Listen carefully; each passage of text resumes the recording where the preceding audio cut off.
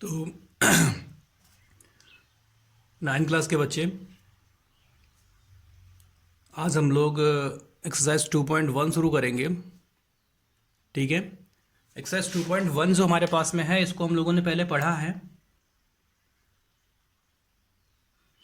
ठीक है, पहले भी इसको हम लोग पढ़ चुके हैं, लेकिन इसको थोड़ा ध्यान से दोबारा देखना, क्योंकि ये क्लास 8 नहीं है, क्लास 9 है। ठीक है, तो क्वेश्चन नंबर फर्स्ट हमारे पास कहता है which of the following expression are polynomial is one variable and which are not. उसने बोला यहाँ पे कौन वन वेरिएबल है और कौन वन वेरिएबल नहीं है। ठीक है, state reason for your answer. ठीक है, तो हम लोगों ने क्या देखा यहाँ पे, जो हमारे पास पहला हमारे पास में है 4x स्क्वायर 3x प्लस 7। ठीक है, तो यहां हमने देखा केवल x ही है। वन वेरिएबल का मतलब होता है कि चाहे कितनी बड़ी भी सीरीज हो, वहां पे केवल एक ही वेरिएबल टर्म होना चाहिए। तो इस पूरी सीरीज में एक ही वेरिएबल टर्म है, इसीलिए ये पॉलिनोमियल जो है वो वन वेरिएबल है।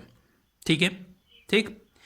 सेकेंड वाले क्वेश्चन में भी ऐसे ही बोला गया वाई स्क्वायर प्लस रूट 2। अब वाई स्क्वायर केवल y ही है, यहां पे कोई तीसरा टर्म या दूसरा टर्म x या z नहीं है, तो केवल y है, इसीलिए ये भी पॉलिनोमियल इज वन वेरिएबल होगा।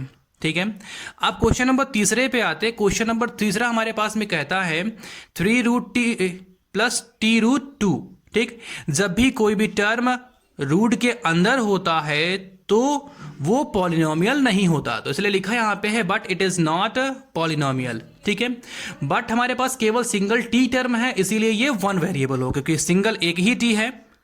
ठीक है, टी के अलावा कोई दूसरा टर्म नहीं है, तो इसलिए ये वन वेरिएबल है, बट ये पॉलिनोमियल नहीं है, क्योंकि रूट के अंदर जब भी कोई टर्म होता है तो वो पॉलिनोमियल नहीं होता।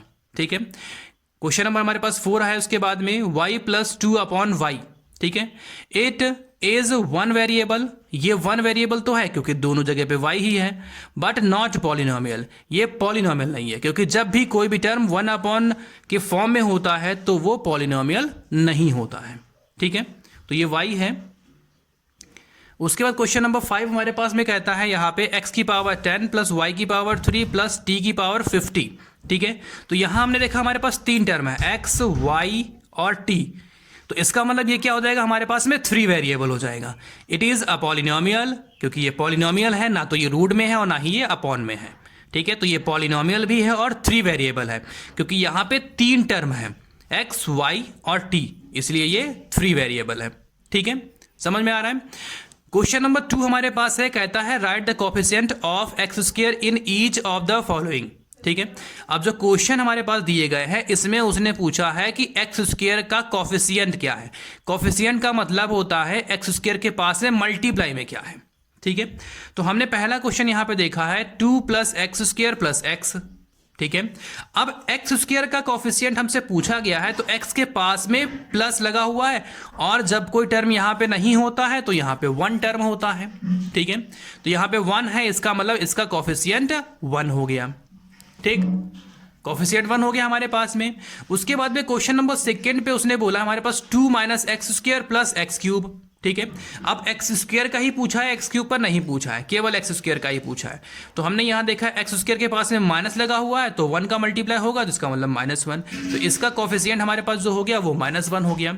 ठीक है, अब क्वेश्चन नंबर 3 पे हम लोग आते हैं, इन pi upon 2 x square plus x.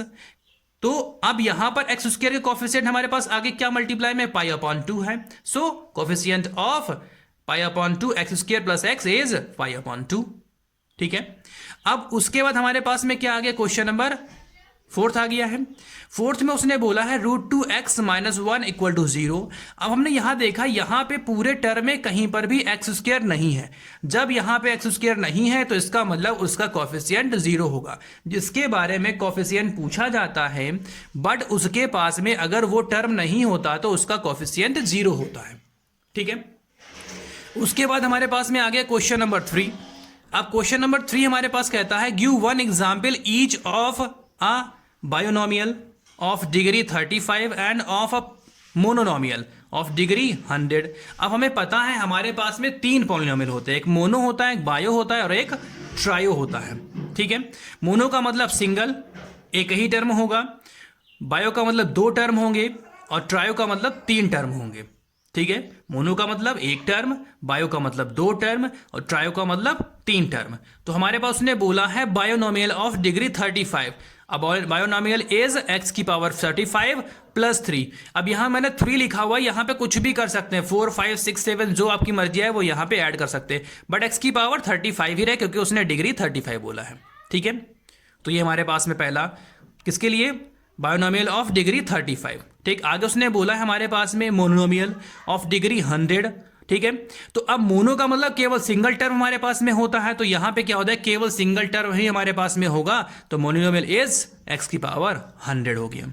ठीक है, समझ में आ रहा है। ये हम लोग पहले ही पढ़ चुके हैं, मोनो, बायो और ट्रायो। ठीक है, मोनो का मतलब एक और बायो का मतलब दो और ट्रायो का मतलब तीन टर्म। ठीक है, अब हम लोग आगे पहुंचते हैं क्वेश्चन नंबर 4 के पास में। Right the degree of each of the following polynomials. अब यहां पे उसने डिग्री पूछा है। डिग्री का मतलब होता है जो पॉलिनोमियल हमारे पास दिया गया होता है उसकी जो सबसे बड़ी डिग्री होती है, पावर कहते हैं जिसको।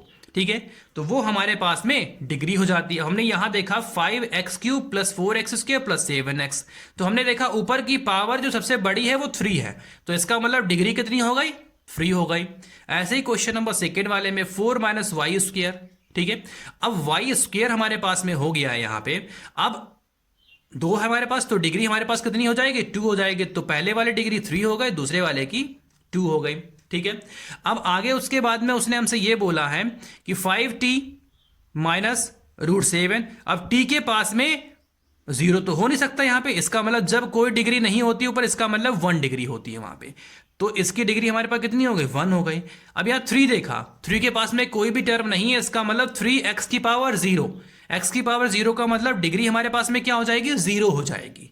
डिग्री क्या हो जाएगी, 0 हो जाएगी। ठीक है, तो ये हमारे पास डिग्रीज है। अब जो ज्यादा होती है उसी को ही लिखा जाता है।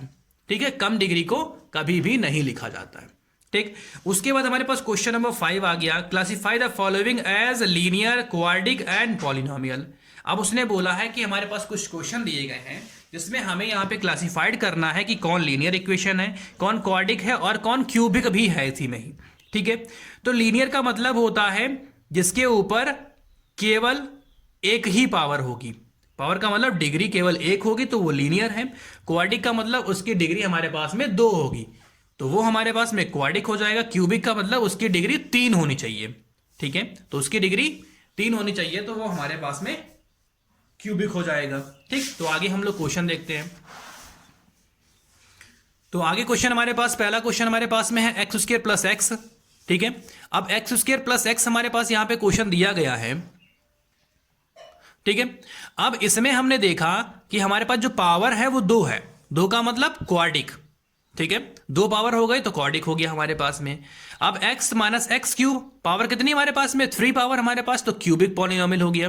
ठीक है, y plus y² plus 4, y की पावर कितना हमारे पास में है, 2 है, तो इसका मतलब क्या हो जाएगा, 2 पावर के लिए हमारे पास क्या होता है, क्वाड्रिक। ठीक है, तो क्वाड्रिक पॉलिनोमियल हो गया। 1 प्लस एक्स, एक्स ही केवल हमारे पास में सिंगल पावर है इसके ऊपर, जब x होता है उसके ऊपर केवल सिंगल पावर होती है, तो ये हमारे पास क्या होगा, लीनियर पॉलिनोमियल। ठीक है, अब 3t है तो t भी हमारे पास में सिंगल है, इसलिए यहां पे क्या हो जाएगा, लीनियर पॉलिनोमियल। अब यहां पे r² हो गया, r² का मतलब हो गया 2 पावर है, 2 के लिए क्वाड्रिक हमारे पास में आता है, क्वाड्रिक पॉलिनोमियल। अब तीसरा हमारे पास में क्या हो गया, 7x³। अब 7x³ हमारे पास x³ है, क्यूब का मतलब क्यूबिक पॉलिनोमियल। तो कहने का मतलब ये है कि जब पावर 1 होती है तो लीनियर होता है, जब पावर 2 होती है तो क्वाड्रिक होता है, जब पावर 3 होती है तो क्यूबिक होता है। ठीक है, तो ये हमारे पास में चैप्टर नंबर 2 की एक्सरसाइज 2.1 खत्म हो गई है। ठीक है, तो इसको बार बार देख लें, वैसे कोई दिक्कत नहीं होनी चाहिए, इतना कठिन नहीं है। ठीक है, तो इसको समझ लें। अगर समझने में कोई दिक्कत होती है तो हमसे 4:30 से लेकर के 5:30 बजे तक, मतलब 4:30 to 5:30 के बीच में अगर भी कोई भी डाउट आता है तो मुझसे कॉल करके पूछ सकते हैं। ठीक है, अगर कोई डाउट आता है, नहीं डाउट आता है तो क्या करेंगे, इसको शाम को 8 PM तक, 8 PM तक ये सारे क्वेश्चन सॉल्व करके और व्हाट्सएप पे सेंड करेंगे हमें चेक कराने के लिए। ठीक है, क्या करेंगे, व्हाट्सएप पे सेंड करेंगे। ठीक है, कोई दिक्कत है तो 4:30 से 5:30 बजे के बीच में हमसे पूछ लेंगे। जितनी भी दिक्कत, सारे क्वेश्चन नहीं समझ में आ रहे तो हमसे कॉल करके पूछो, हम सारे क्वेश्चन एक एक करके फिर डिफाइन कर देंगे कॉल पे। ठीक है, बट 4:30 से 5:30 बजे के बीच में ही। ठीक है, और 8 PM पे ये सारे क्वेश्चन सॉल्व करके मुझे सेंड करने। ठीक, तो इतना है आज के लिए।